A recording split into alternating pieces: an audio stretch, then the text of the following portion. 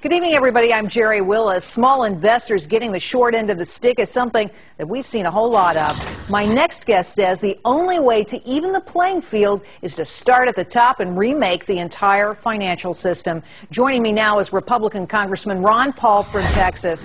Congressman, welcome. Great to see you. Thank you. Nice to be with you.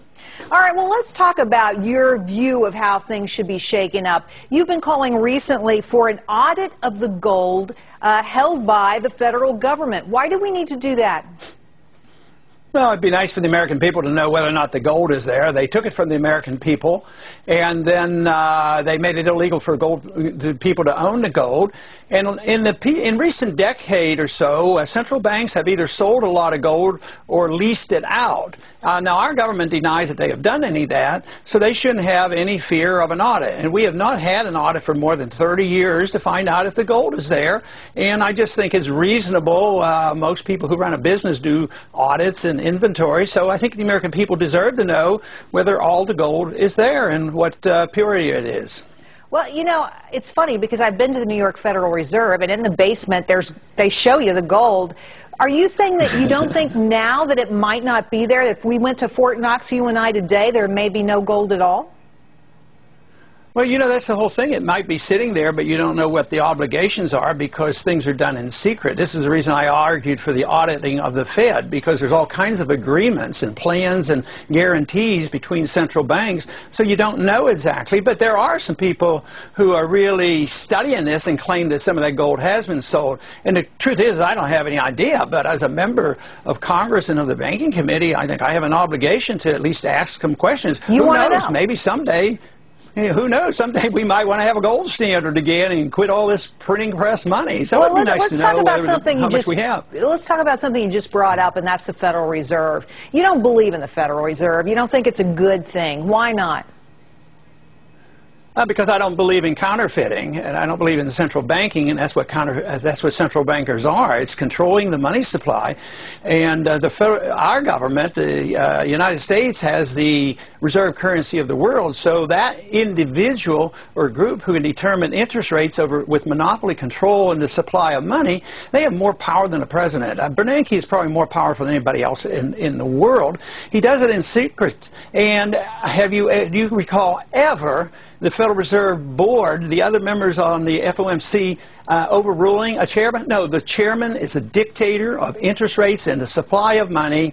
And, of course, the main reason why I really oppose the Federal Reserve is they create the bubbles, and therefore they create the busts. They create the business cycle. And they create a housing bubble. And all the trouble we have now, it can be laid at the feet of the Federal Reserve. And the sooner the people in this country realize this, the sooner they will wake up. I mean, this is not a new issue. Both Jefferson and Hamilton argued over this. Hamilton wanted the central bank, but the Constitution said, no, we don't want to have runaway inflation like we had with the continental dollar. We don't want anything other than silver gold to be legal tender because they will abuse the money. They'll print too much and they'll cause these problems. This is not a new problem. It's been around for a long time. Well, talk about spending too much money. I know you signed the letter to Barney Frank saying that you wanted to see what his plan was for Fannie Mae and Freddie Mac. What do you think should be done here? A lot of discussion in the last couple of weeks about what we can do about the housing market. Americans are in trouble here. This isn't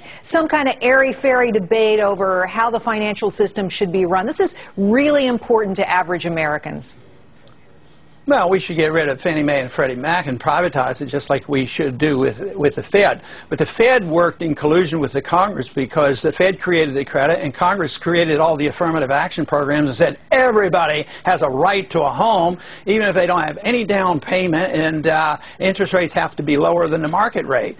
And the sooner we get back to the market, we have to have a belief in free markets once again and sound money. We have to believe the market should set interest rates. We have to have an understanding that capital doesn't coming out of a computer at the Fed. Well, let me ask you this question, though, because critics of the view that you're supporting here, that Fannie and Freddie should go away, say that if you do away with those two entities who currently stand behind 9 out of 10 new loans being made every single day, that you'll kill what's the nascent movement in the housing market, that you'll make the housing market even worse than it is right now.